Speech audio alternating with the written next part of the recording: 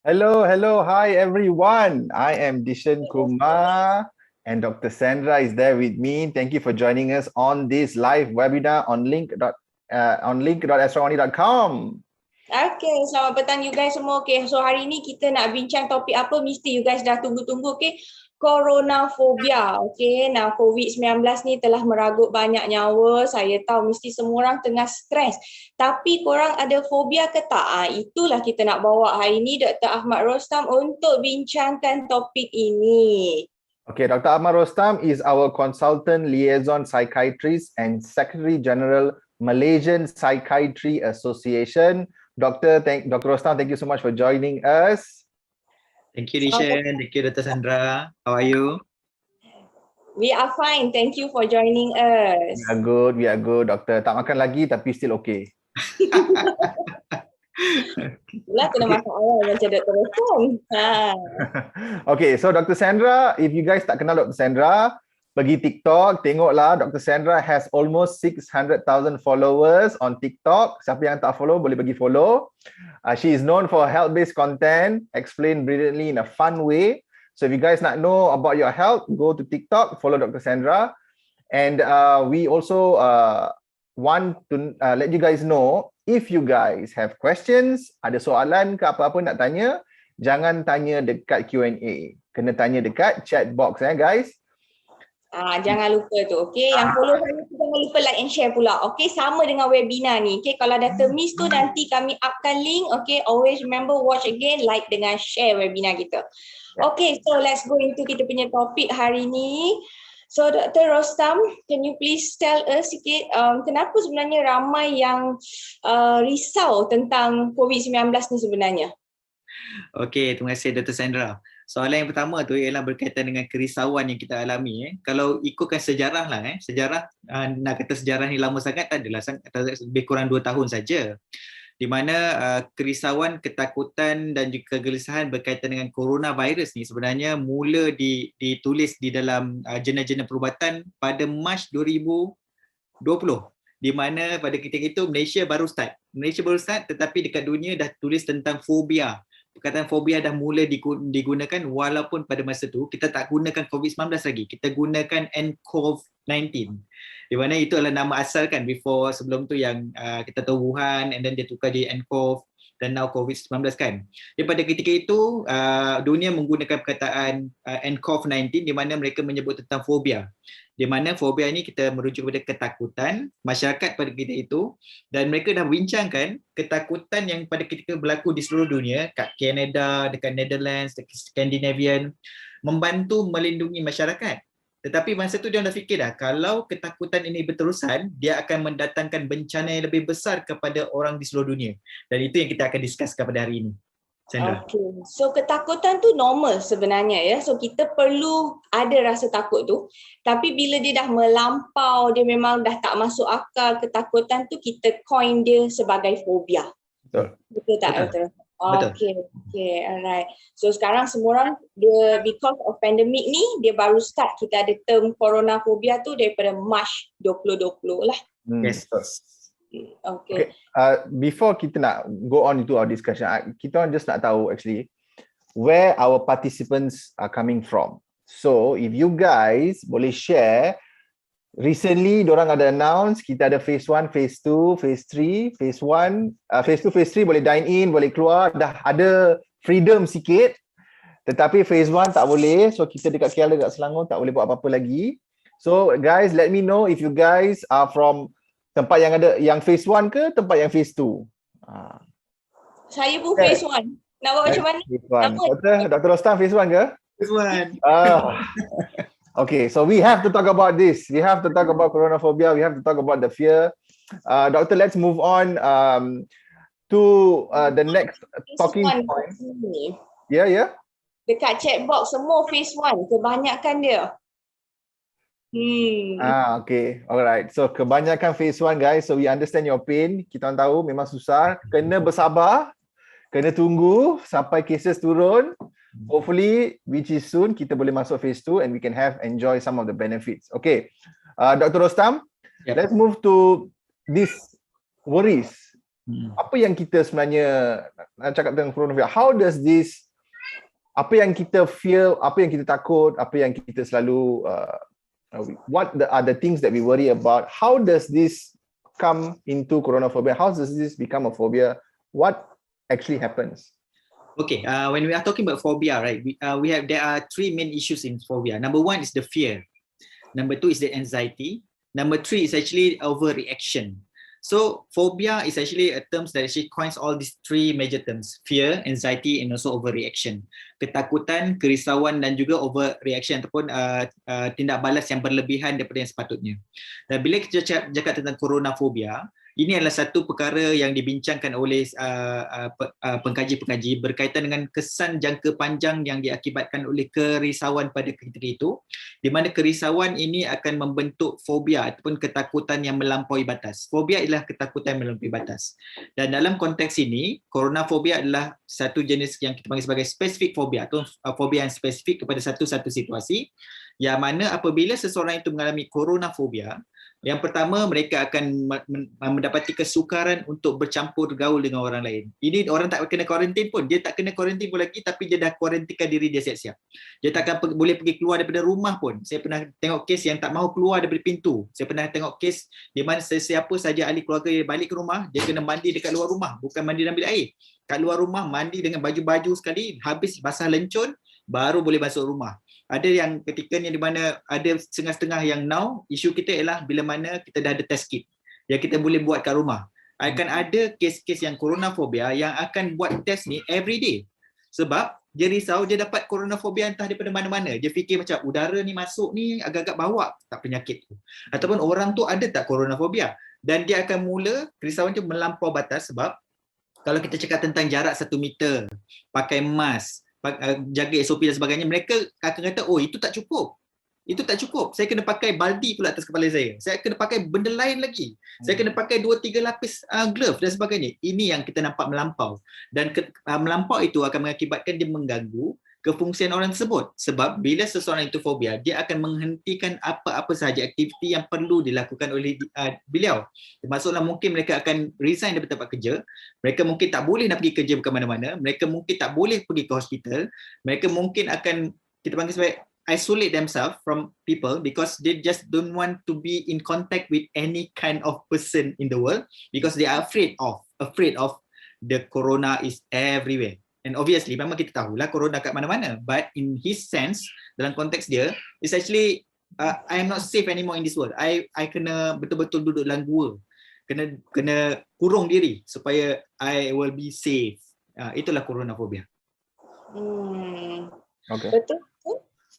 What about, okay, because sekarang doktor, kalau kita lihat we ada SOP, kita jarak 1 meter and everything, and benda ni dah lama dah. We have been in this MCO dah, dulu MCO, sekarang PPN and everything.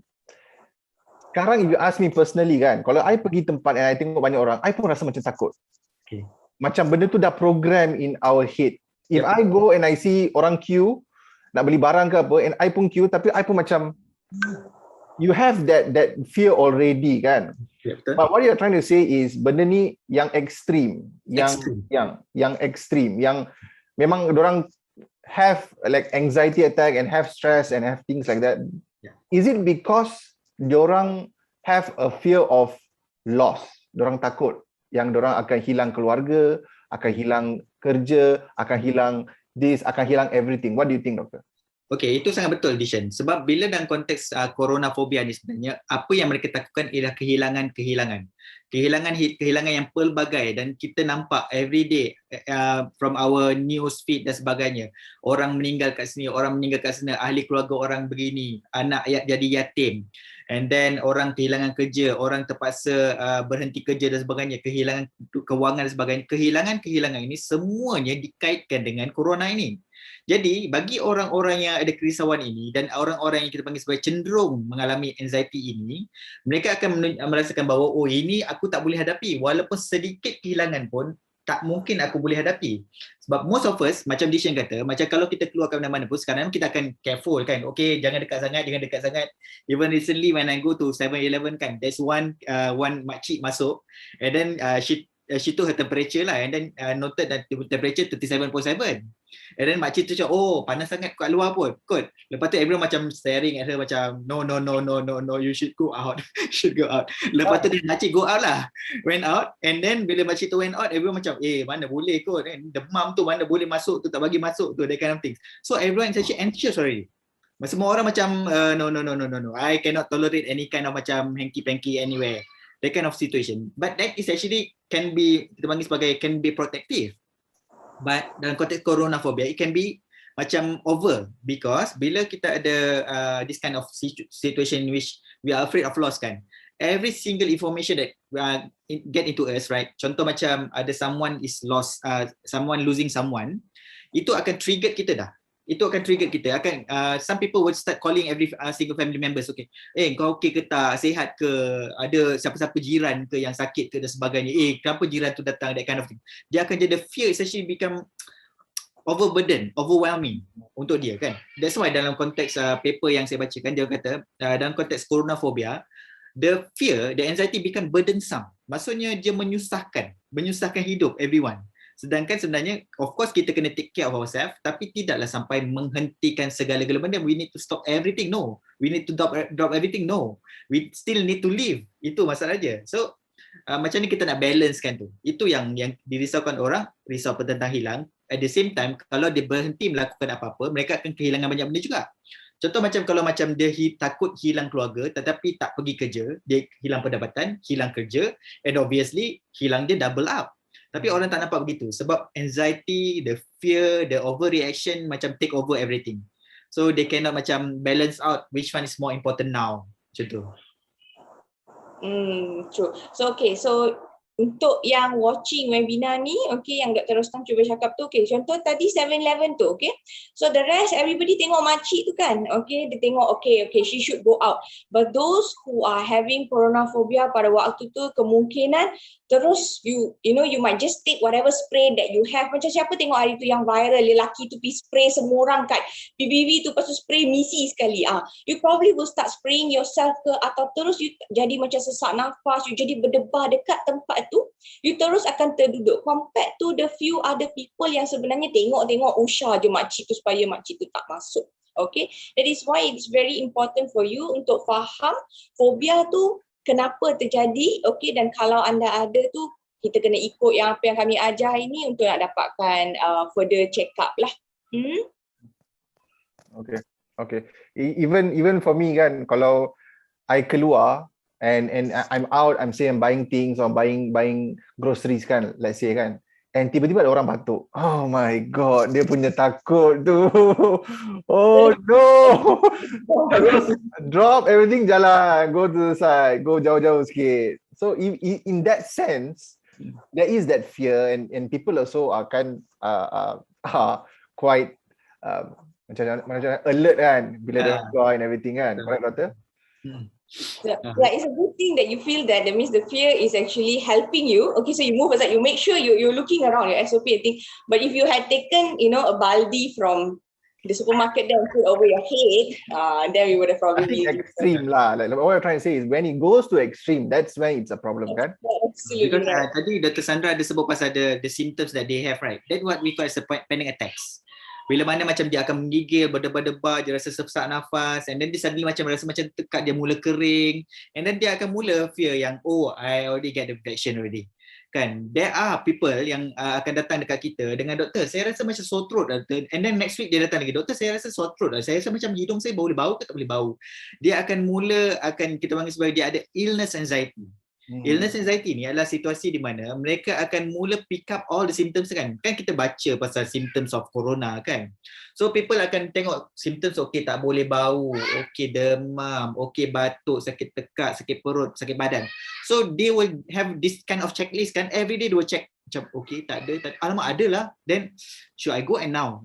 And then they will go to Dr. Sandra lah. Dr. Sandra, saya rasa macam kena corona lah, that kind of things.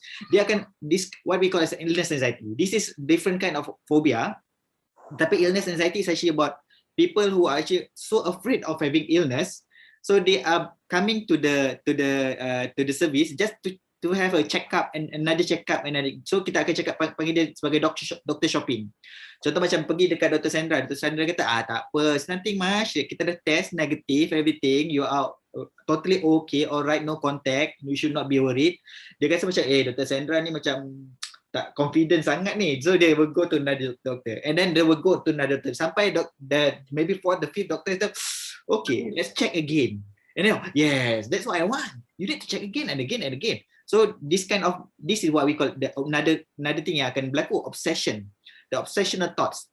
Yang ketakutan tu dia akan jadi obsesi yang akan mengganggu dia. Dia akan rasa was-was, dia rasa macam tak pasti.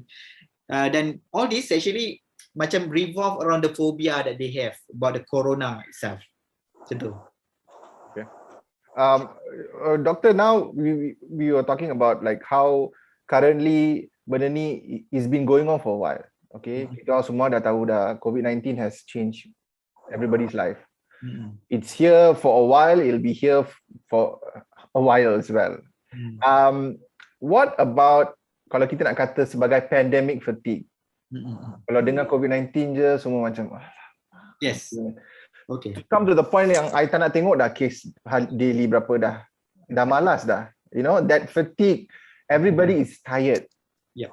You know, how does that affect, does that make coronaphobia worse, or is that something we feel, is it normal to feel this way? Okay, pandemic fatigue sebenarnya condition kan, dia sebenarnya another spectrum of this fear. So tadi kita bising pasal coronaphobia, the pandemic fatigue is actually a different kind of spectrum altogether. Sebab pada peringkat awal kan macam saya kata tadi, kajian-kajian awal menunjukkan orang takut tentang corona, orang ada fobia, orang ada fear dan sebagainya. Tetapi itu adalah dalam konteks acute, maksudnya pada ketika itu dalam tempoh masa yang singkat. Tetapi bila kita bincangkan dalam konteks panjang kan, dalam konteks maraton setahun, 2 tahun, 3 tahun, kita akan nampak dua grup besar dalam masyarakat. Grup pertama dia akan very anxious. Dia akan macam mudah triggered dengan every single news about corona in their areas and everything. They will develop that kind of phobia-like symptoms, phobia-like behavior, phobia-like attitude. But there is another spectrum which is actually totally different. They don't care. They just macam lantak lah. Biarlah apa yang nak jadi pun lantak. Aku tak kisah, aku tak peduli, aku akan buat apa-apa saja yang aku suka. This is actually discussed at length by World Health Organization, in which pandemic fatigue is actually happening all over the world, in which people just drop out all the protective behavior that they have been practicing for the past 1 year. Dia dah macam, who cares about SOP? Lantak lah, aku nak pergi makan, aku nak makan. Lantak, aku tak nak pakai mask. Dia dah macam give up macam tu lah. Give up. This is another, kita yang kita panggil fatigue tu. Sebab fatigue ni, dalam fatigue tu dia ada 3 elements of mental health issues. Yang pertama, still lagi anxieties. They still having anxieties, but they are having anxieties about survivability. Dia kata macam, kalau I kena berkurung sampai another 1 or 2 months, what will happen to me? Kan? What about my mental health? What about my duit? What about my kerja? What about my study? So, the fear is actually about something else dah. Sebab all of us, after 1 year of facing this COVID-19 kan, kita dah macam dah habiskan segala resources yang kita ada. Even kita punya mental health kan macam I dah macam, can I have a break now? Can I have a break now? Aku tak mahu dah hadap benda ni semua. So the anxiety is about that. The survivability outside of the corona. Because they say that hari-hari sama je naik kes kan. I vaksin ke tak vaksin, kes naik juga. Mati sana, kiri kanan, depan belakang, semua orang mati juga. So what's the point? So itu yang kita panggil sebagai behavior yang macam that's it lah. Dia itu macam just drop it lah. Give up lah. They can't give up in that sense. It's actually about giving up. Betul. So actually I have this patient. One of the memang diagnosed as recently coronaphobia. So semua yang Dr. Rostam sebut tadi, semua dia ada. So kita start daripada she's just suspect, okay, she's a female, okay, dia ada 2 or 3 children macam tu, and then they are all staying at home, and she don't trust the children sebab the children are going out cycling and that kind of thing, okay. Segala satu benda she will start suspecting, okay. She checks all of them daily with a checklist printed at home, okay? Ada batuk tak, ada sesama tak, and then headache, okay, and everything. Okay, lepas tu, and in Langkawi, apparently there are some pharmacies already selling out the self-testing COVID punya ni using the saliva. So she actually, so the one that you mentioned just now, she has the kit at home, okay? And she does it every single day, okay? And then it's like, you know, she gets this palpitation, lepas tu dia rasa macam sesak nafas in the moment she thinks, and then now she has this severe headache that does not go off with any medications. Okay. The worst part is semua yang dia buat ni kan menyebabkan dia dapat fatigue tu. So dia just lemah, tekanan darah dia rendah, okay, from dia daripada even though dia orang kata double mask kan, okay, pakai satu fabric, satu medical, she does not believe that, okay. So there has to be 2 medical mask, okay, with face shield, okay. Lepas tu dia akan macam pakai gloves and dia spray the clinic and everything sebelum dia masuk. Bila dia beli barang dekat luar, dia balik, kira dia akan polish lah, bukan clean, dia polish all of the vegetables and medication, everything before she put inside. Okay, so dekat klinik bila dia ambil ubat pun dia spray ubat tu semua, dia spray tangan nurse semua, okay, and then she take. It is so actually pitiful. Yeah, the fear is important, tapi macam dia ni, dia already at a severe point, you know, and then the medications also when she takes, yeah, she feels better, but it does not relieve her mental burden sebab bila dia buka news je, okay, there are all the total cases, and then there are the statistic and news, dua benda yang berbeza, and orang kita pula lebih suka news daripada statistik. Kadang-kadang benda lagi sensasi, lagi dia baca. And you know, sometimes certain thing happen every day when you open up your phone and everything, the same thing appears again and again and again. Yeah, I read somewhere that it's it has been infodemic. There's too much information out there kan. Buka phone je orang send WhatsApp macam ni lah, kes dekat sini lah, kes dekat sana lah, then you have to check everything yang orang send. And you put stress, correct? Absolutely true. Like today I had a patient who had gastric attack. Okay, so dia pedih ulu hati, dia sakit dada dan sebagainya. Dia datang sebab dia ingat dia ada COVID. Okay, but you know what is the reason dia ada sakit perut dengan pedih ulu hati? Dia she followed all these tips dekat WhatsApp yang forward. Okay, didihkan ayak lemon dengan cinnamon stick dengan bunga cengkeh apa. Okay, pagi minum tu. Petang ayak halia dengan lengkuas dengan I don't know what. So all these things last dia pedih ulu hati. Pakai makan pula pedas and everything. So too much information, we don't even know which is true, which is not, and everybody's just blindly following everything. Yeah, Dr. Rostam, you have any patient stories you like to share, like people who have had this, you've diagnosed them with actually coronaphobia and then they have this fear and anxiety and things like that? Because when we are talking about coronaphobia kan, dalam coronaphobia is actually part of the anxiety spectrum. So tadi Dr. Sandra tadi sebenarnya illustrate a very interesting case of actually patient tu sebenarnya not only having coronaphobia tetapi dia dah ada obsessive compulsive behavior dah. Ada possibility dia kita boleh diagnose dia dengan OCD dah pun. Sebab dia dah buat segala benda yang melampau batas apa this is not good. I would say that walaupun dia buat benda tu dia masih lagi tak tenang. Itu situasi dia. So cases that I've seen kan, macam satu case yang jumpa makcik juga. Makcik sebab mak ni kan macam dia kan duduk kat rumah kan. So macam dia terima WhatsApp tu macam-macam yang dia akan share dekat kita kan. Macam kadang-kadang alamak ini dah share dah. Tapi our mother will just macam share again and again macam aduh pening kepala. But what do we call it, macam Dishan kata tadi, infodemic. Infodemic is actually a real mental health issues ataupun mental health problems that we are actually having now that can cause problem with coronaphobia. One of the case that I saw recently, makcik tu around 60s and then she said that for the past 4 months dia tak pernah keluar rumah langsung sampai anak dia tengok dia dah macam kurus kering, muka pucat, and then dia tak kena matahari lah, dia duduk dalam gelap. Bayangkan dia duduk dalam gelap sebab dia takut sangat nak keluar pintu rumah. Anak dia tu macam, anak dia memang itu yang anak dia kena mandi dekat luar rumah tu. Macam anak dia kena mandi dekat luar rumah pakai sabun, Dettol dan sebagainya. Macam baju tu kena letak dalam Clorox pula. Macam anak dia kata, saya dah pening doktor, dah 4 bulan saya buat macam ni, saya dah tak tahan dah dia.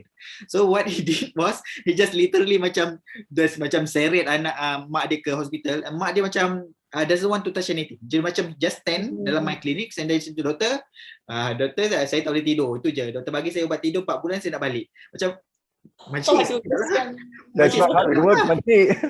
makcik sekejap lah sebab saya nak tanya makcik ni apa masalah makcik. So, doktor cuba doktor tengok kan. Dia tak sihat dah doktor, dia tak makan, dia entah apa dia buat dalam rumah pun tak tahu, tak keluar rumah langsung sampai baju pun tak doktor, cakap dengan orang pun tak. Kami dah pening kepala, sebab tu hari ni kami pakat dia balik, saya kat dia balik klinik. And then when we go through her, right, the fear was actually quite real. It started when one of her neighbor contracted with the COVID virus and died.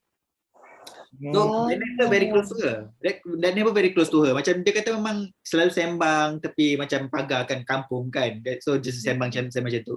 And then suddenly the neighbor fell ill, and then suddenly hospital kata corona positive. And then since then kan dia macam am I the contact? Macam walaupun PKD dah pergi kat rumah dia, pergi check dia, dah memang clear. Tapi that fear kan dia macam sebenarnya the fear started with the loss. The fear started with the loss of her close friends, and then just in a vicious cycle. So dia daripada fear tu dia rasa macam will I be infected? Nanti kalau macam I mati, what will happen to my children? My children ni boleh survive ke tak? What will happen to them? If they mati macam mana pula? Do I mati dulu ke dia mati? That kind of macam anxieties kan. Dia mula takut, okay, kalau dia mati dulu maybe I'm okay, tapi kalau I mati dulu dia okay ke tak? Itu pun dah mula main dah. And then she started to have problem with sleep. And then dia akan malam-malam bila baring tutup mata je doktor, saya akan mula fikir esok boleh bangun ke tak boleh bangun. So ramai katanya mati dalam tidur, and that is actually infodemic again. Kan kita pasal orang jatuh dekat dalam bilik air lah, tiba-tiba jumpa dekat atas katil dah mati 2-3 hari. All this news kan dia macam boleh ulang tau. Dia just ulang all the so-called gory news of people died at home, BID kan kita panggil kan, brought in death. So dia akan sebut satu-satu cerita tu, macam kita macam makcik yang tu semua macam ada itu daripada Brazil tu, macam itu China tu, itu aduh makcik macam dia just macam no doktor tak boleh, doktor bagi saya ubat 3 bulan. So we are having problem in the sense that kalau macam new case kan, kalau macam saya jumpa new case saya nak jumpa lah within 1 week or 2 weeks, sebab kita nak tengok ubat tu okey ke tak dan sebagainya. But this kind of people they said no 3 months please, 3 months. Macam that's not possible kan. Tapi itu yang ketakutan itu akan menghalang mereka untuk mendapatkan rawatan juga. Itu yang kita takutkan di Shen, Dr. Sandra. Betul. Saya ada seorang pakcik yang ada masalah buah pinggang disebabkan oleh dia takut nak keluar rumah. Okey, dia tak ambil ubat darah tinggi, dia tak ambil ubat kencing manis. End of the day ambil traditional treatment sebab dia tak nak keluar rumah. Traditional treatment they feel that benda tu bukan klinik. Okay, so dia tak perlu pergi, padahal yang pergi sana pun orang yang tak sihat sebenarnya. Okay, so dia ambil all these herbal drinks and this and that. Lepas tu the family members nampak macam dia dah memang tak nampak okay, kurus, kering and stuff like that. Muka bengkak, bawa ke klinik, kita buat blood test dia, kidney gone. So memang kena refer hospital. Within 24 jam patient tu terpaksa buat dialysis. Ini sebab nak takut keluar rumah, takut nak ambil rawatan pula. The other part of it also. So yeah, it's not a easy time for a lot of people, especially yang Dr. Rostan cakap yang makcik-makcik tu samalah. Sampai sekarang pun I still get messages from my mom. I'll be like, where did you get this? What is the source? So siapa-siapa yang tengah tengok, please guys, check your source dekat reliable news agency. Kena Google, kena keluar, kena check benda ni betul ke tak. If you dapat macam nak letak apa, I just recently got one yang cakap lemon and in water with ice or something and you drink every day is good for you. You can just Google it. Does it really work? What is the apanya sebenarnya benda tu nak help you and things like that. So please, everyone watching, please check your sources before forwarding all these WhatsApp messages. And it's very important. And the messages sound very genuine juga. Kan? Oh, neighbor I macam ni lah, neighbor tu macam ni lah. But Dr. Rostam, what you said was correct. I feel kan, we are quite living in our own bubble sampai our family member, our friends, our neighbors kena positive, people in the office kena positive, and then suddenly our anxiety level naik, our stress level naik, the fear is increased, correct? But what is that difference between stress and anxieties? Some people cakap dorang stress, some people cakap dorang ada anxiety. In this context, in coronaphobia context, why is those two difference? What people can, maybe doctor can explain a bit more. Okay, a few things yang kita boleh sebut lah, stress, anxiety, burnout, and then the fourth one is actually depression. Saya nak sebut ni sebab semua ni ada kaitan. Okay, first, stress. When we are talking about stress, people will feel overwhelmed with everything. So kalau you rasa macam overwhelmed, you rasa macam terlampau banyak perkara, terlampau sibuk, terlampau takut, terlampau risau dan sebagainya, you are overwhelmed. The keyword actually overwhelmed means you are stressed. When you feel overwhelmed with everything, you need a break, then you are stressed. If you are stressed too long, it can cause anxieties. Because bila kita stress kan, kita akan jadi kalut, kita akan jadi macam kelam kabut, kita jadi tak tahu macam nak fikir, nak fokus dan sebagainya, kita rasa macam terlampau banyak nak buat, dan kita akan mula buat sikit-sikit tapi tak selesai. So all these things, if you are not able to control properly, it will cause anxieties. Sebab stress, anxiety is actually the end of the spectrum of stress lah. Lebih mudah cerita macam tu. Sebab anxiety, kita boleh cerita pasal dua konteks. Satu ialah anxiety yang biasa, kegelisahan yang biasa, ataupun anxiety yang I'm talking about is actually the clinical anxiety ataupun generalized anxiety disorder, which actually adalah diakibatkan, salah satunya ialah diakibatkan oleh chronic stress yang tidak dijaga, dikawal yang baik.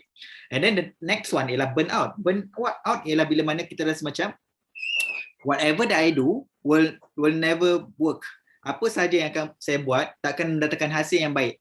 Saya buat ke tak buat ke sama. Macam pandemic fatigue tu perasaan dia. So kita rasa macam kita rasa mengalah, kita rasa hopeless, helpless dan juga kita rasa macam nothing will be able to change this. That is burnout. And burnout biasanya because we are passionate. Contoh macam family members kita nak jaga. We are passionate, we are in love with the family members. Kita nak jaga betul-betul. Tapi bila semua orang macam buat tak tahu je apa yang kita buat, lama-lama kita macam lantak lah. And then burnout is about feeling of hopeless. Hopeless actually macam dia equals to depression. Dia menyerupai gejala kemurungan pula. So stress ataupun overwhelm will cause anxieties. Burnout will cause depression ataupun kemurungan. Dan clinical depression is actually the worst part of it lah. Sometimes memang kita akan rasa down because of the situation. Contohnya macam kita macam ada sesuatu yang bad, something bad happens in our life, we feel a bit down. But usually it will just for a while and then we'll come back. But if you are talking about clinical depression, it's actually the end of the spectrum in which it's no more about situation. It's just about everything in our life, about ourselves, about our family members, about our world, about the future. That will be depression clinical. Macam tu. So kalau kita tengok dari sini, stress, anxiety, depression dia berkait rapat. So patient dia selalu dia fikir apa yang sebenarnya doktor ni buat kalau saya datang klinik. Contoh steps untuk you all nak jumpa doktor adalah first you kena jumpa your either kita kata first step dia lah general practitioner, macam doktor kat klinik swasta ataupun doktor dekat klinik kesihatan.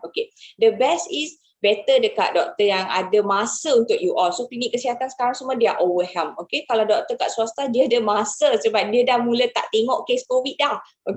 So for example bila you pergi kat sana, kita akan buat satu skill ataupun kita kata satu bacaan untuk you all. Dia ada satu soalan ni, dalam banyak soalan dia lah, dia ada number 1 sampai 42 lah doktor I think. So 42 yang panjang. 42 yang pendek 21. 21. So then you all kena jawab soalan tu, alright, baca betul-betul. Bila you jawab 0 to number 3, 0, 1, 2, 3, nanti your doctor akan ambil dari sana tu, kita macam general screening. Nama dia DAS scoring. DASS. Sekarang link mereka akan show, dia akan flashkan. Alright, so bila you jawab kat situ, baru kita akan tahu anda sebenarnya stress ke, anxiety ke, atau memang dah terus ke depression dah sebab terlalu lama. Sebab ada yang jadi mungkin sebab pandemik, ada yang memang dah ada existing depression yang anda tak tahu sebelum ni. Lepas tu bila jadi pula kat pandemik, baru you betul-betul rasa macam you ada problem ni. So dari sana then kita ada few things lah. Okay, sometimes kita nak try hospital juga, kita nak kurangkan beban diorang, tak nak refer semua kes dulu. So apa yang doktor akan buat? Okay, based daripada your score tu, okay, daripada skala yang you isi tu, kita akan maybe start you on some basic medication, lepas tu kita akan bagi counselling sikit, okay. Lepas tu ada lagi satu kita kata cognitive behavioral therapy. Now, ada doctors yang memang buat khusus untuk tu, okay. Just say case teruk, okay, dia tak okay sangat. Then kita refer ke psychiatrist department dekat hospital. Okay, di sana first you akan evaluate by your MO, lepas tu pakar akan jumpa, lepas tu mereka akan refer untuk counselling. Bukan semua just depend on ubat. Okay, betul tak Dr. Ustam? Betul. But Macam Dr. Sandra tadi sebut pasal CBT kan, cognitive behavioral therapy kan. Essentially we are talking about apa yang kita panggil, kita akan perkenalkan self-help tips. Macam kita panggil sebagai tips bantu diri, petua-petua bantu diri untuk you all boleh buat kat rumah. So bila Dr. Sandra bercakap pasal DASS tadi, DASS scoring tu sebenarnya, itu bukanlah diagnostik. Macam bila you all buat DASS online, sebenarnya DASS ni ada je kat online tu, macam-macam test you all boleh buat online. Tetapi jangan gunakan untuk diagnosa diri you.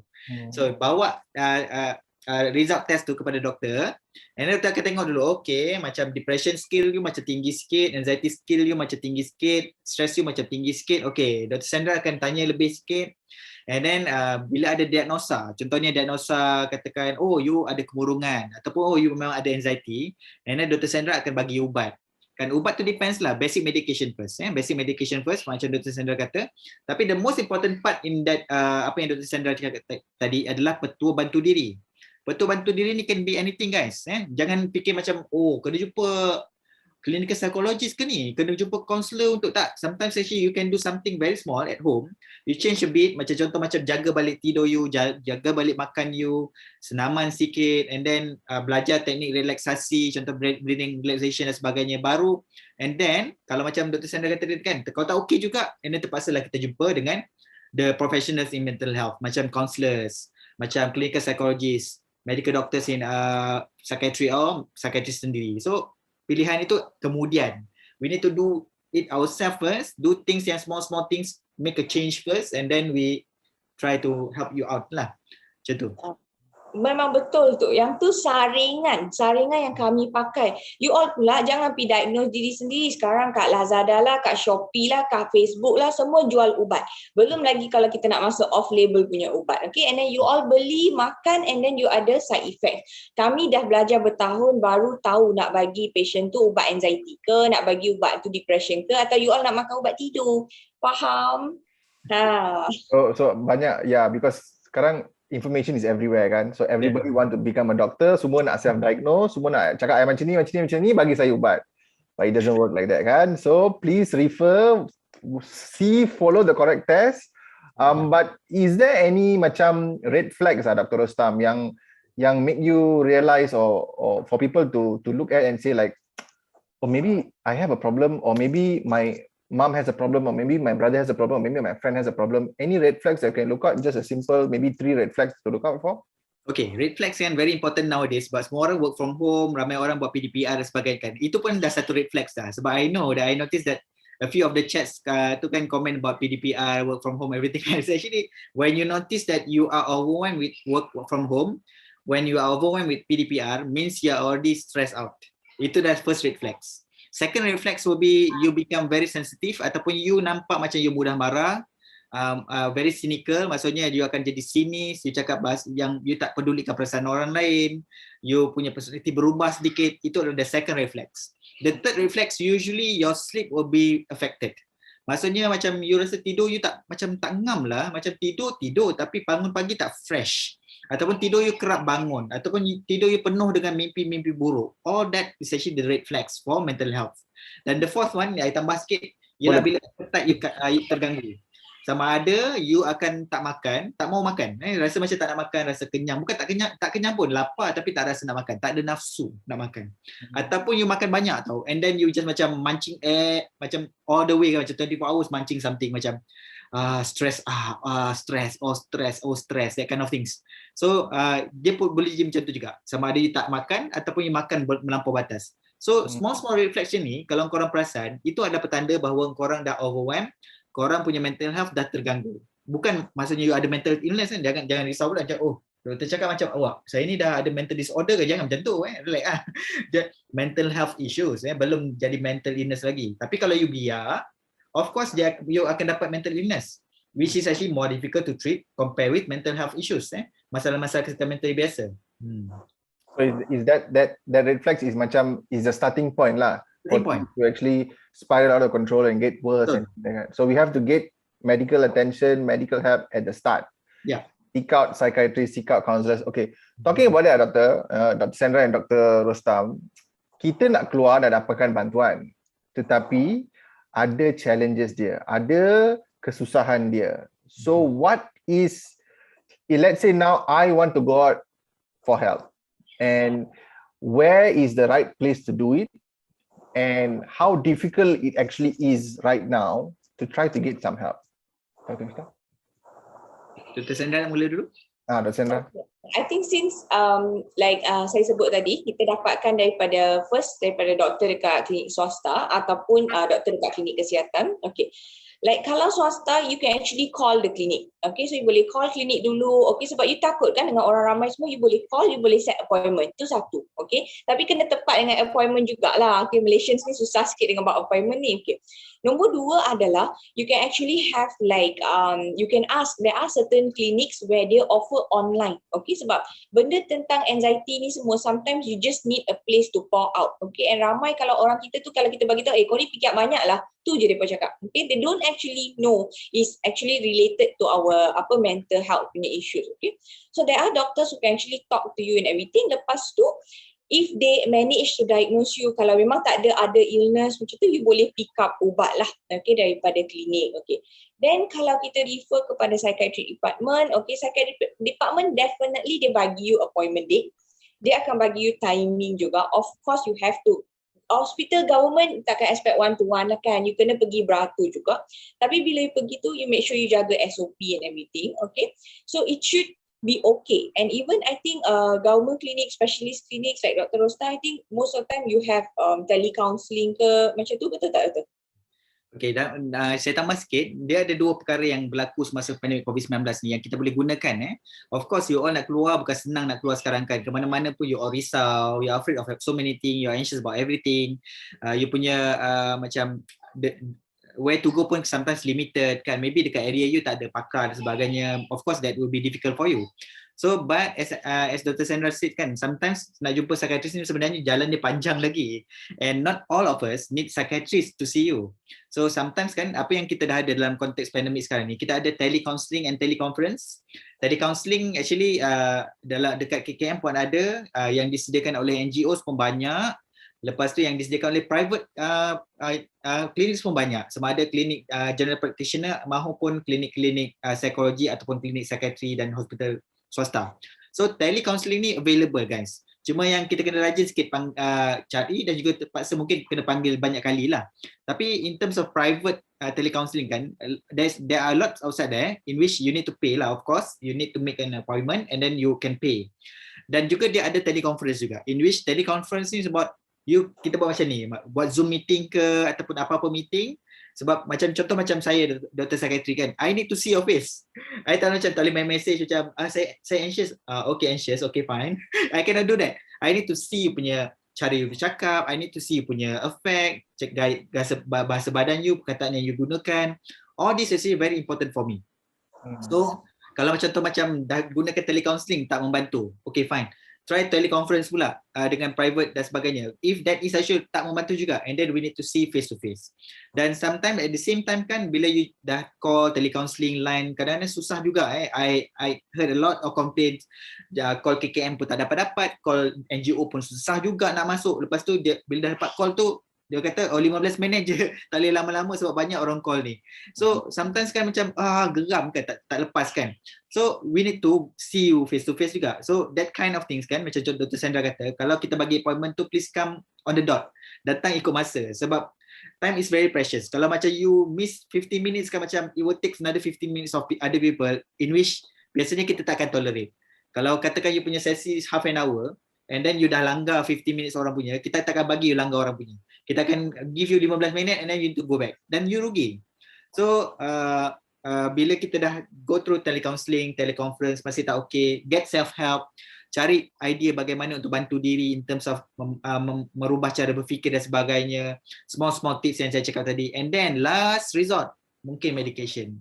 And the situation with medication, of course you all need to see psychiatrist lah. Sebab psychiatrist dan juga doktor saja yang boleh prescribe medication. Medical doctors and psychiatrists yang boleh prescribe medication. Okay, Dr. It's already 9:45, so we have a lot of questions from the audience. Let's move on to kita punya myths and misconception. Okay. Apa yang people think about this, about getting help, about mental health illness, about coronaphobia, having phobias and things like that. The first one yang I pernah dengar is, kalau pergi jumpa doktor, doktor bagi ubat, you will get addicted to pills. Betul. Okay, that is actually true. That is one of the misconception juga, but it is not true. Okay, you do not get addicted to it if you really have the problem and you are not misusing the drugs. That's why you should not self-diagnose. If you self-diagnose, lepas tu you beli ubat tidur, lepas tu you duk makan ubat tidur, then you get hooked up on the drugs. But if you are really having stress and anxiety and depression, the medications will work to actually ease and lighten your symptoms, help you to have a good sleep as well. And then you will feel light, energized the next morning. Okay, so you will not actually get hooked on it. It will actually improve your quality of life.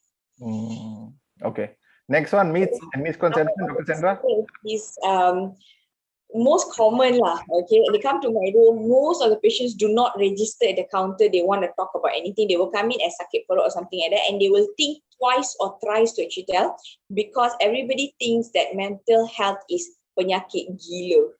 Okay, the moment if I say it out aloud, orang akan cakap, I ni sakit gila, I ada masalah otak. Okay, and then the term psychiatrist is not very well known in Malaysia. Okay, because they keep saying like doktor pakar sakit jiwa macam tu. Okay, doktor pakar gila like that. So it's actually very sad because we think of people who actually have mental health problems in this way. And then they actually feel very scared to tell everybody. So yeah, that is one of the worst things that I always hear. How about you, Dr. Rostam? Myths yang I pernah dengar pun yang Dr. Rostam I think can explain is, first, mental tak kuat, that's why boleh dapat benda-benda macam ni, and tak kuat agama. Betul. Macam itu memang popular, macam ayat klise lah kan. Macam kau ni mental mudah koyak, that's why kau dapat mental illness ni kan. Ni kau ni tak sembayang ni, kau tak pergi ikut agama kau pada muka lah, sebab tu lah kau je sakit. Which is actually totally I would say that totally rubbish lah. When we are talking about illness, right, it's actually not equals to macam isu-isu hari-hari kita kan. Illness ni sama macam kita bincang pasal orang yang sakit jantung, orang yang kecil manis, orang darah tinggi, orang yang kena coronavirus, orang yang kena cancer dan sebagainya. Illness as in illness.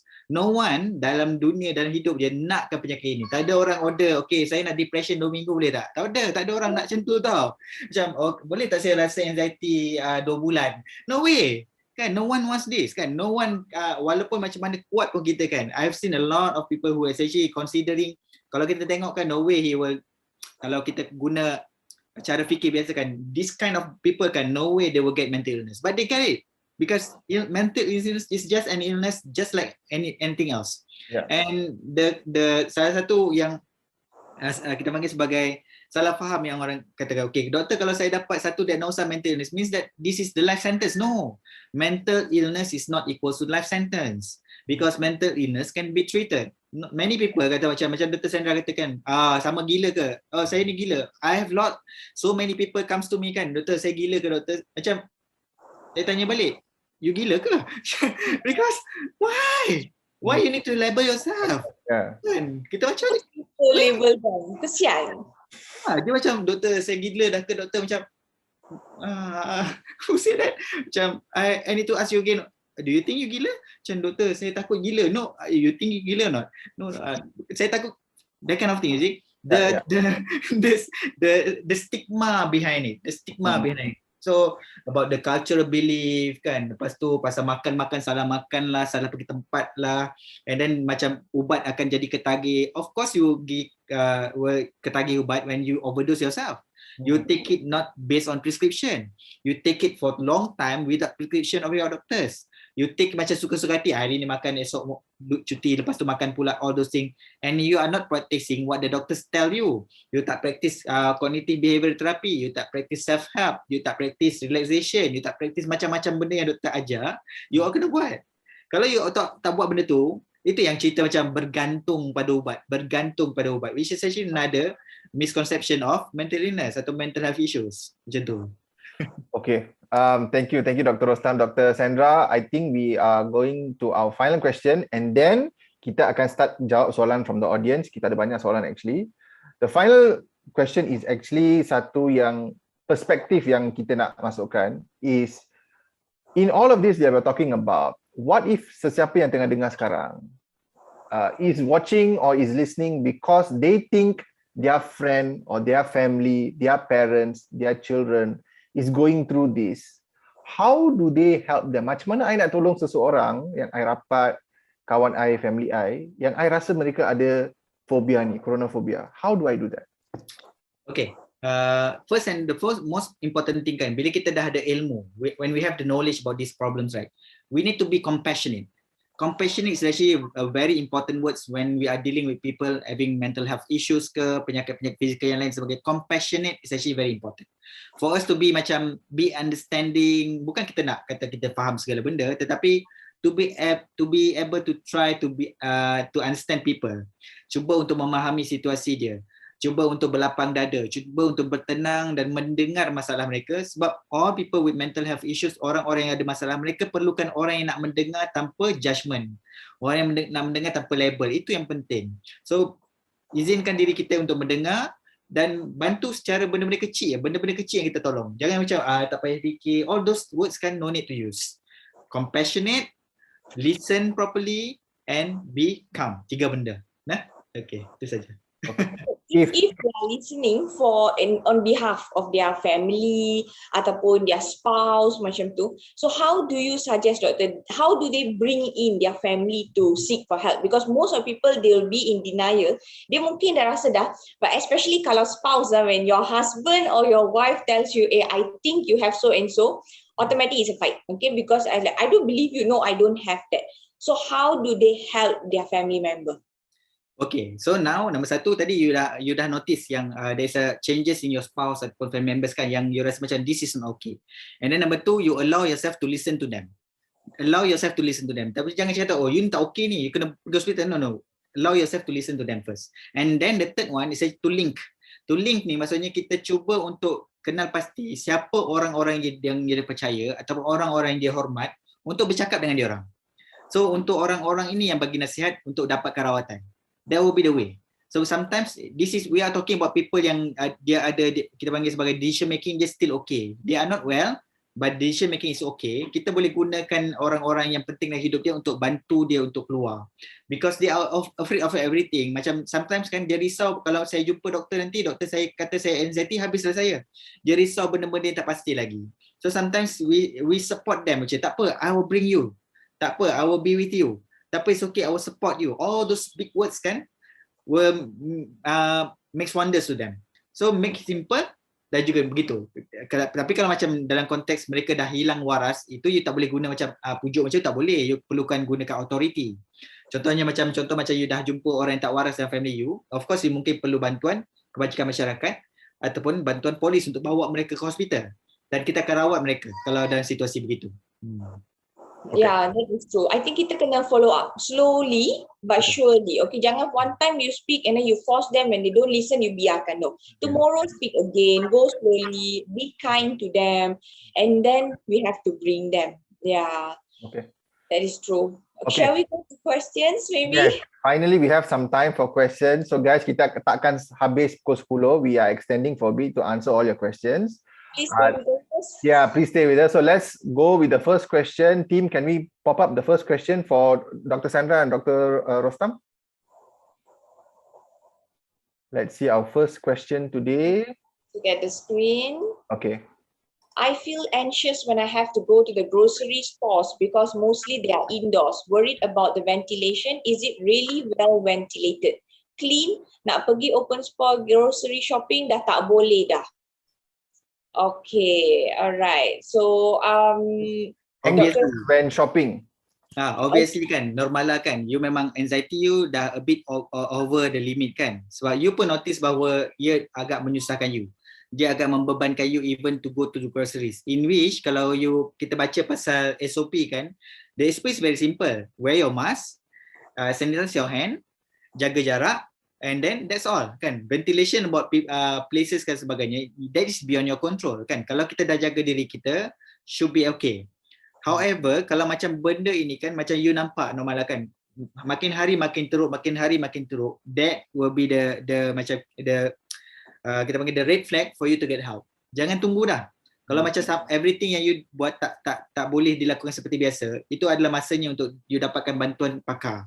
Jangan biarkan sampai dia mengganggu kehidupan you, sampai tak boleh buat apa langsung normal lah. So kerisauan tu dah a bit more than usual, tetapi you can still, bila you ada insight, maksudnya you ada kesedaran bahawa you're not okay, something can be done for yourself. So try to make sure it happens. Yeah.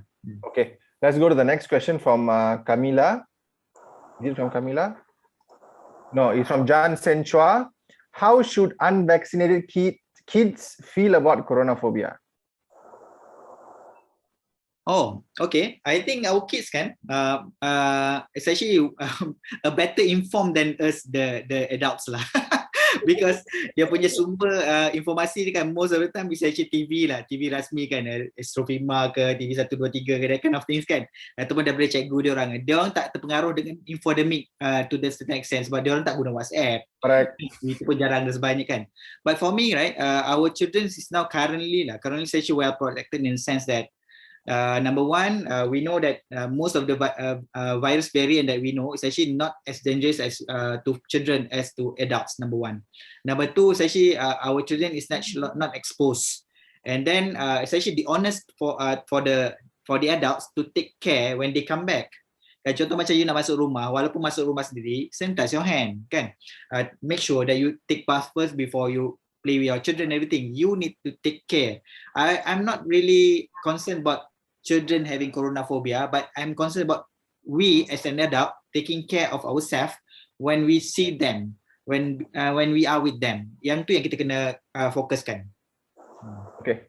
Next. Another time, sometimes I do get some children who are actually, these kids, very smart actually, not like us last time, but when they come in, there are some kids in their teenage, they get a bit of anxiety nowadays also because of, also studying at home juga. So they know that they can't go to classes because of this coronaphobia. So sometimes when they come, what I try to tell them is that as long as like Dr. Rostam say, your parents, they are practicing the SOP and everything, and then you follow juga, they are also already, studying about the vaccines for children, below 12 or below 18, macam tu, and soon is your turn. And another thing that I always tell them, children are always stronger than adults. Okay, their immune system is stronger, their pain management is way stronger than us. So that's why they don't need it first. So we can actually reassure them. Okay, so you can tell them, you can educate them because they are very smart. So you tell them why they don't have to take it now. Why the adults all pemalas, makan tak jaga and everything. That's why dia orang ambil dulu, then the kids take. So you can also talk. A lot of us don't talk to our children actually.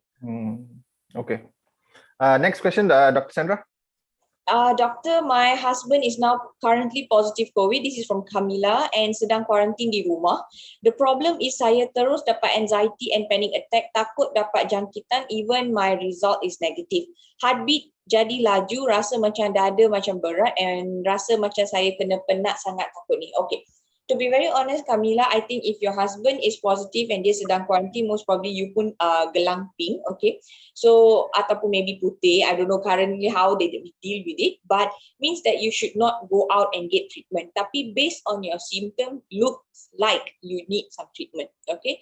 So, you should try apa yang Dr. Rostam ajar tadi daripada a little bit of relaxation therapies, okay, which is like from your breathing, okay. Lepas tu listening to some music, okay. Try to divert your mind because your husband you dah tahu, okay, dia memang positif, okay. So all he need to do is quarantine. You just make sure the SOP at home is tight. Okay, you or your children don't go near them. His food, you all tak, when you pass, make sure there's no contact between you and your husband. Okay, but you can try whatever area you're from. Okay, over the phone, try to call the nearby clinics. Tengok mereka ada tak offer. Okay, counselling ataupun consultation doktor melalui online, and you should get some help. Okay, di mana kita akan ajar dulu kalau you can't even pick up ubat sebab you tak boleh keluar. Kalau orang ambil for you, so they probably cannot send to you. But we can work some things out. Okay. Yeah, okay. But looks like you do need some medication dengan treatment. You have to start with relaxation therapy dulu. Divert sikit your mind. Okay, can we have the next question?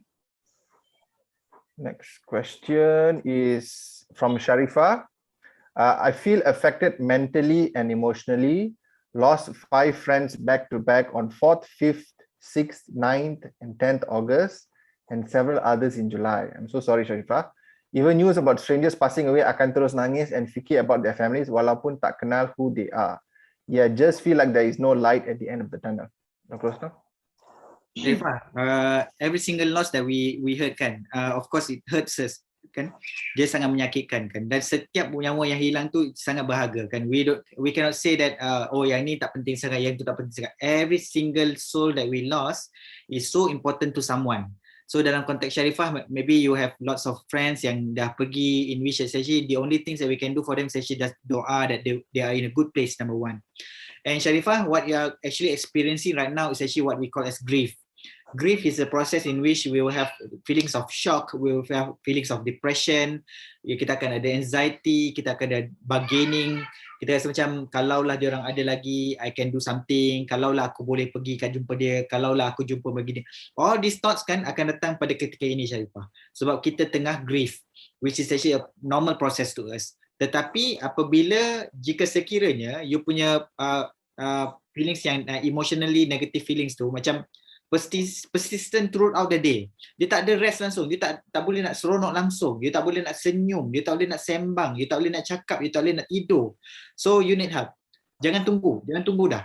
Tetapi kalau macam you rasa macam okay, bila teringat dia orang baru nangis, and then you okay balik, and then bila dengar cerita someone meninggal macam you rasa sedih, and then you okay balik, that's okay. That's what we call as grieving. Tapi kalau macam dah continuously feeling low, not good, and then you need help, Jangan tunggu lama-lama. Tell someone very close to you, share with someone that you love, and then connect yourself with someone yang kawan-kawan you yang masih ada lagi. Of course, we have lost someone else, but we have someone else in the world too. So reconnect yourself with someone that you love still. Macam tu. Yeah? Take care, Sharifah. Our deepest condolences, Sharifah. Take care. Yeah. It's not easy. We can get the next one, Dr. Sandra. Okay, that's a bit unclear. When do you know you are overly sanitizing your hands? Do you always sanitize when you touch anything or when you are out from home? Okay. Now, Rakim, you are overly sanitizing your hands when you are simply sanitizing whenever you touch something. For example, with this bottle. Okay, you touch this bottle, you just drank water and then you sanitize your hand. Okay, you touch a piece of paper, you sanitize your hand. Okay, you touch anything at home. Okay, at your home, most probably you guys have a clean home. You have been, disinfecting, you have been mopping and sweeping. So kat rumah biasanya bersih. Or not, you guys would have been infected. Okay, so you're overly sanitizing if you're doing it at home, all right? And outside, for example, that you are in the car and then every few seconds you're doing it and you start to have this very dry hands, okay, due to the side effect of the alcohol and some of it has all these other perfumes and stuff like that, then that is already the sign of it. That is also showing that you're having one of the red flags, okay? So if you go out, when you touch something, you sanitize, you open a doorknob, you go into the grocery shop, okay, you hold the cart, okay? Yeah, you should do in that. But at home, you actually don't need to do it. If you buy things from outside and come in, like groceries, you want to wash them, put them in the fridge is okay, but you don't have to strip all of them, polish dia, cuci dengan sabun semua baru letak dalam fridge. No. Yeah. Okay, I think we have another one asking about the PPV centers. I think the question is how to ensure we are safe going for our vaccine at PPV with the surge of cases at PPV. takut nak pergi keluar dapat vaksin. Macam mana Dr. Rostam? Aduh, susah. Macam nak keluar PPV pun macam nak pergi vaksin tetapi takut pula nanti infected kan. Okay guys, we can only take care of ourselves. Itu yang paling penting. So if you are already very sure that you are not doing anything that jeopardize you punya health and the possibility of you getting infected, then you'll be okay. So sometimes kan bila kita we go anywhere lah, PPV mana-mana kan, bila kena someone kan, kita mulalah tarik kita punya masuk, apa khabar, dia kan macam yeah right. Sometimes kan we can see people macam jalan-jalan jauh sikit that kind of things kan. No, take care of yourself every single step, because you know that taking vaccine is very important now kan. First vaccine kan, you must remember that, lepas some people will say, first vaccine now I can bebas. No, wait, because we need to complete the 2 vaccines first and wait another 2 weeks and then you are protected. So sometimes kan we can only control things in our hand. So in that sense, kalau you nak pergi PPV, take care of yourself, make sure that everything you do is actually following SOP, then you'll be okay. Tapi kalau you pergi dekat PPV, sembang sini, sembang sana, touch sini, touch sana, then kalau you get infected, then what to do lah? What to do lah? So we are at fault lah in that situation kan. So take care, itu saja. Sebab you are going to an very important appointment right now kan. Everyone saja mana vaksin saya kan. You dah dapat tu, jangan macam I takut lah kan. Come on lah kan, come on lah. Okay. Next question. Yeah. Tarik emas tu. Okay, dia kata sat-sat tarik emas, tarik nafas macam tu. You can talk, okay? You can breathe with the mask. Please don't do that. Alright, the next one. Bila baca tentang kematian kes COVID hari-hari akan rasa macam okay, you are next. How to deal with that? Okay. Saya suka kalau you all tengok National Geographic kan, ada this guy nama dia Alex Cobalt. Alex Cobalt ni dia adalah seorang dia free solo, dia panjat gunung tanpa pakai tali. So orang tanya dia, you tak takut mati ke? So dia punya jawapan ni ialah senang je. Okay, mati can be anytime, anywhere and any kind of situation. Dia kata, you tak boleh control mati. Bila you sampai masa you mati. Itu je, simple je macam tu. So in our situation right now kan, what we do is actually we want to take care of ourselves, we want to take care of the people that we love. But we cannot control death, guys. We cannot control our destiny.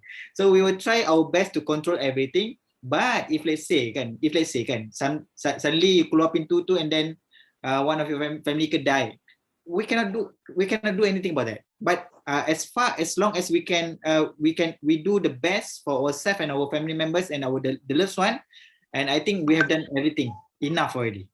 Kan? Beyond that, doa je lah kan, doa je lah. Nothing is in our control. Some things we cannot control everything, you know. Everything. Yeah. Okay. So let's go on with the next question is from Fadilah Zainal Abidin. She says, I just habis quarantine 7 days early, okay. Tapi masuk hari ke-8 I start panic attack. Rasa takut, jantung laju, menggigil, rasa kembung perut, tak boleh tidur, setiap 2 jam berjaga. Sampai sekarang walaupun habis quarantine masih rasa semua perasaan itu. Bila dengar news pasal orang masuk ICU, mati I menggigil. Okay. I think Fadilah mengalami apa yang gejala yang kita panggil sebagai acute stress disorder. Acute stress disorder ni adalah satu gejala yang jika dibiarkan, dia boleh menjadi post traumatic stress disorder ataupun PTSD. So Fadilah, ada 2 situasi yang barangkali berlaku kepada you. Yang pertama adalah acute stress. Biasanya acute stress ni berlaku apabila kita berhadapan dengan situasi yang kita mungkin boleh mati ataupun kita mungkin boleh mendapat satu malapetaka yang besar. Dalam konteks coronavirus ni, of course ramai orang risau kerana masuk ICU dan meninggalkan. So I would say that masa you dah kena quarantine dan mesti kerisauan tu bermain dalam fikiran you, I'm okay or not. Jadi itu, dan itu sebenarnya boleh mencetuskan apa yang kita panggil sebagai acute stress disorder. Tetapi biasanya ini sementara saja. Within 2 to 3 weeks you akan okay, insyaAllah. That's number 1. The second possibility is actually apa yang kita panggil sebagai komplikasi long COVID. Komplikasi long COVID ni ialah, salah satu komplikasi long COVID adalah psychiatric complication. Psychiatric complication ialah bila mana you dah sihat daripada COVID, tapi suddenly you rasa anxious, you rasa depressed, you rasa fikiran you tak okay dan sebagainya. Itu adalah komplikasi long COVID.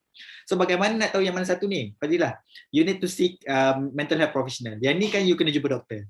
Yang ni saya pun tak boleh nasihatkan you online.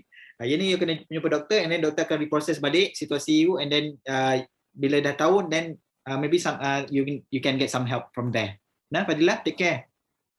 Okay, thank you everyone for all your questions and everything. Kita dah 10 minutes over time already, but please remember that if you guys need help, if you guys want to reach out and you guys think there's something wrong, please reach out to Dr. Sandra, reach out to Dr. Ahmad Rostam, and reach out, start talking, go and see your doctor, get the treatment that you guys need. Thank you so much, Dr. Rostam. Thank you so much, Dr. Sandra. Thank you guys all for watching. Dr. Sandra, last words from you, please. Okay, thank you for having us, and thank you Dr. Rostam for joining us juga. Okay, now most important take away daripada topik ni adalah adakah anda ada coronaphobia? Okay, nombor 2 adalah jangan self-treat. Okay, nombor 3 adalah jika anda memang perlu dapatkan perawatan, contoh demam ke ataupun jantung, ada masalah jantung ke, kencing manis ke, darah tinggi ke, jangan takut untuk keluar. Do not revert to alternative medications yang boleh memudaratkan anda, alright? Okay, benda ni jalan dia panjang. Okay, dalam 1 jam ni kami cuma boleh menolong anda sahaja, tapi nak tahu betul-betul tu memang you perlu dapatkan, macam Cik Dishan kata tu, seek help, whoever who is nearest, friends, families yang you boleh trust, and also your nearest clinic jugalah. Okay, alright, so that is from me today. Okay, Dr. Rostam, final words. Okay, kita kan as a Malaysian kan, kita semua berada dalam situasi yang sama. So, sebagai rakyat Malaysia, secara bersama kita kena jaga kita. Itu saja. Okay. All right. Thank you everyone for watching. Please rate us 5 star after the end of the webinar. And also you can guys watch this webinar on repeat dekat link.astrawani.com. Thank you so much. Thank you, doctors. Thank you everyone for watching. My name is Dishan Kumar and Dr. Sandra and Dr. Ahmad Rostam. Then you guys take care and good night.